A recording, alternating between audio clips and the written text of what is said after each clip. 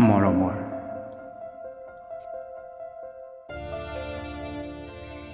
মেঘাচ্ছন্ন পৰ্বতৰ এই মোহনাত নিবিড়ভাৱে মোৰ মনত পৰিছে মমতা।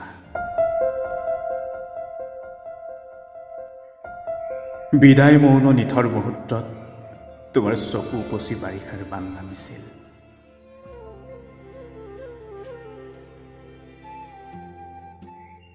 তাৰ উত্তৰত মই মাথো নিৰুত্তৰ হৈ ৰলোঁ। সেইবোৰ অনাঘৰী কথা আজি অন্তৰত পৰ্বতীয়া বন পুৰা জুই হৈ আছে।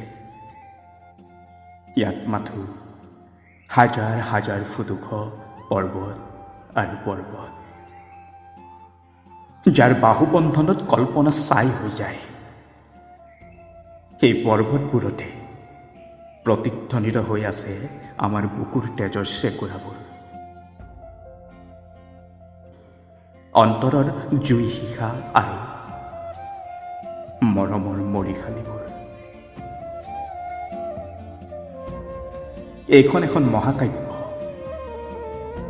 পৰ্বতৰ মৌন ভাষাই লেখি যোৱা তেজৰ বুৰঞ্জী। দূৰণিত ৰৈ ৰৈ এয়া শুনিছো কি শত্ৰুৰ কামনাৰ গৰ্জন। দেখিছো কি ধোঁৱা আৰু ধোঁৱা।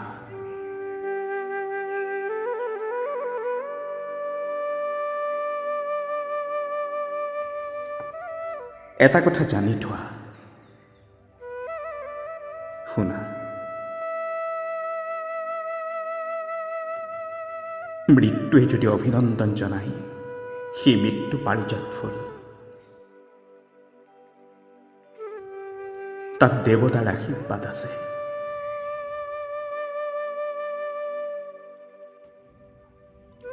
সৰ্বশেষত তোমাক একাষাৰ অনুৰোধ কৰোঁ, এই যে আমাৰ ল'ৰা দুটা, সিহঁতক কেতিয়াও পিতৃৰ অভাৱ অনুভৱ কৰিবলৈ নিদিবা।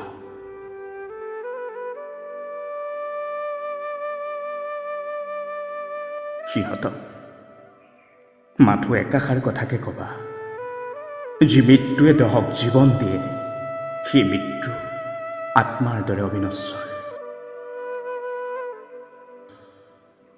আজিলৈ সামৰো দেই। দীঘলীয়াকৈ চিঠি লিখিবলৈ আজৰি নাই।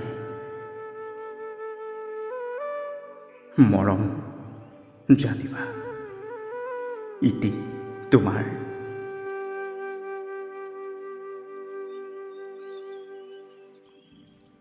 আকৌ এয়া আদেশ আহিছে, যাব লাগে।